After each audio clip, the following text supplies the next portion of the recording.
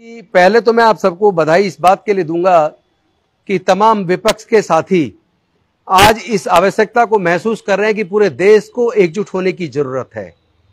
अगर हमें देश के संविधान और प्रजातंत्र को बचाना है, अगर हमें नफरत को देश से खत्म करके प्यार फैलाना है, अगर हमें जाति और धर्म के नाम पर होने वाले उन्माद को खत्म करना है, तो हमें सबको एकजुट होना पड़ेगा। हर मानवता पसंद व्यक्ति, हर व्यक्ति जो देश में शांति और खुशहाली चाहता है, वो किसी भी वजह से अशांति तो पसंद नहीं करेगा, वो धर्म के नाम पे दंगे तो पसंद नहीं करेगा। आज हम देख रहे हैं जिस तरह धार्मिक दंगे मणिपुर के अंदर हो रहे हैं और सत्ताधारी पार्टी जिसकी सरकार केंद्र में भी है और मणिपुर में भी है, वो चुप्पी साधे हुए है। ऐसे हालात में मुझे लगता है देश को बचाने के लिए, देश के प्रजातंत्र को बचाने के लिए, देश के संविधान को बचाने के लिए तमाम विपक्ष को एकजुट होना पड़ेगा। और केवल विपक्ष ही नहीं, सत्ताधारी पार्टी के अंदर भी जो लोग इस बात को मानते हैं कि नफरत से देश आगे नहीं बढ़ेगा, उनको भी अब साथ आना चाहिए। आज एक बहुत बड़ी दुख की बात है कि दिल्ली की सरकार, चाहे किसी भी पार्टी की सरकार हो, आज आम आदमी पार्टी की सरकार है, इससे पहले कांग्रेस की सरकार थी, कांग्रेस से पहले भारतीय जनता पार्टी की सरकार थी, हो सकता है भविष्य में फिर किसी और की सरकार आ जाए। सरकार किसी की भी आए, पार्टी कोई भी हो, लेकिन दिल्ली के लोगों के हक और अधिकार सुरक्षित होने चाहिए। पहले यही सर्विस डिपार्टमेंट दिल्ली की सरकार के पास होता था। दिल्ली के मुख्यमंत्री अफसरों की ट्रांसफर पोस्टिंग किया करते थे, लेकिन जिस तरह 2015 में केंद्र की सरकार ने सरकार का वो अधिकार छीनकर ट्रांसफर पोस्टिंग का अधिकार एलजी को दे दिया, तब से दिल्ली में लोगों के काम को रोकने की पूरी साजिश एलजी साहब के माध्यम से अफसरों के साथ मिलकर होती है, यानी कि केंद्र की बीजेपी सरकार कर रही है।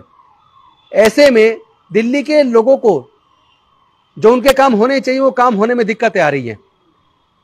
आज दिल्ली की सरकार ने 8 साल की लंबी लड़ाई के बाद सुप्रीम कोर्ट से इस विवाद का हल निकाला। क्योंकि कोई भी व्यक्ति जब परेशान होता है, प्रताड़ित होता है, तो अंत में वो सिर्फ कोर्ट की शरण में जाता है। लेकिन जब सुप्रीम कोर्ट ने दिल्ली के लोगों के अधिकारों की रक्षा के लिए दिल्ली के सर्विस डिपार्टमेंट को दिल्ली सरकार के अधीन किया और उस पर जिस तरह अध्यादेश लाकर केंद्र की सरकार दिल्ली के लोगों का दमन कर रही है, ऐसे में जरा बताइए जनता की चुनी हुई सरकार काम कैसे करेगी। मैं चाहता हूं, एक निवेदन करना चाहता हूं पूरे देश के विपक्ष से, आप किसी पार्टी का सपोर्ट ना करें, लेकिन दिल्ली के लोगों के हक अधिकार की रक्षा तो करें। पूरा विपक्ष एकजुट हो देश को बचाने के लिए। इस तानाशाह सरकार को उखाड़ फेंकने के लिए पूरे विपक्ष को एकजुट होना चाहिए, लेकिन साथ ही साथ उस एकजुटता में दूसरा मुद्दा यह भी होना चाहिए कि देश में जातिवाद जड़ से खत्म हो। देश में दलितों, पिछड़ों, आदिवासियों के साथ होने वाला उत्पीड़न, अल्पसंख्यकों के साथ होने वाला उत्पीड़न पूरी तरीके से बंद होना चाहिए। क्योंकि भारत में रहने वाले सभी लोग भारत के हैं, भारतवासी हैं। हम लोग इंसानियत पसंद है, मानवता पसंद है, न्याय पसंद है। तो मैं पूरे विपक्ष से निवेदन करता हूं, एक तो आप एकजुटता करके सब लोग एकजुट होकर केंद्र की इस तानाशाही सरकार को उखाड़ फेंके, और दूसरी तरफ पूरे देश में जिस तरह जाति और धर्म के नाम पर उन्माद है उसको रोकने के लिए सब लोग एकजुट हो जाएं। और तीसरा, ये जो दिल्ली के अंदर अध्यादेश लाकर सुप्रीम कोर्ट के जजमेंट को पलटकर दिल्ली के हक अधिकार को छीनने की कोशिश केंद्र सरकार कर रही है, आप लोग से मेरा निवेदन है, चाहे वो कांग्रेस हो या चाहे वो आम आदमी पार्टी हो या चाहे बाकी दूसरी party Sapa, Basapa, AIDMK, DMK, JDU, JDS या नीतीश जी की पार्टी हो या दूसरी पार्टी हो, ममता जी की पार्टी हो, सब लोग ये समझे कि सरकारें आती जाती रहेंगी, लेकिन लोगों के हक अधिकार सुरक्षित रहने चाहिए।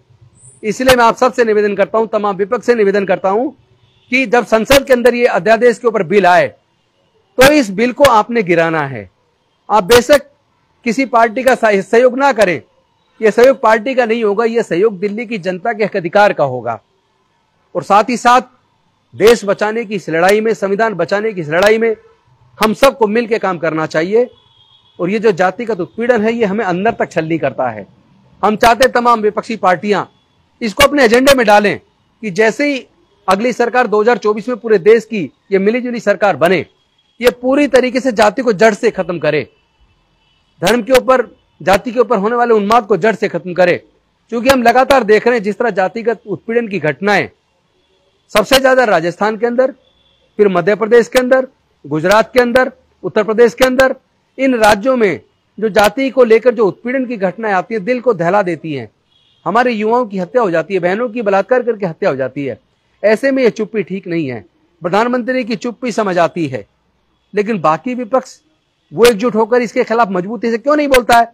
तो मैं आपसे निवेदन करता हूं, पूरे विपक्ष से निवेदन करता हूं कि आप सब लोग एकजुट होइए और न्याय की इस लड़ाई में मिल के लड़िए।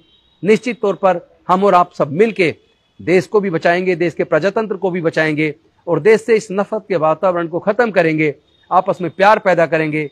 मुझे डॉक्टर बाबा साहेब अम्बेडकर की बात याद आती है। वो कहते थे कि मुझे ये बात अच्छी नहीं लगती कि कोई कहे मैं पहले भारतीय हूं, बाद में मैं हिंदू, मुसलमान, सिख, ईसाई हूं, और ना ही मुझे ये बात अच्छी लगती है कि कोई ये कहे मैं पहले हिंदू हूं, बाद में मैं भारतीय हूं। वो कहते थे मुझे ये पसंद है मैं पहले भी भारतीय हूं और अंत में भी भारतीय हूं। तो आप सब लोग भारतीय बने, भारतवासी बने, इंसान बने, न्याय पसंद बने, विषमता के खिलाफ, अन्याय के खिलाफ हम सब लोग एकजुट होकर लड़े। बहुत बहुत धन्यवाद। जय हिंद, जय भारत, नमो बुद्धाय, जोहार।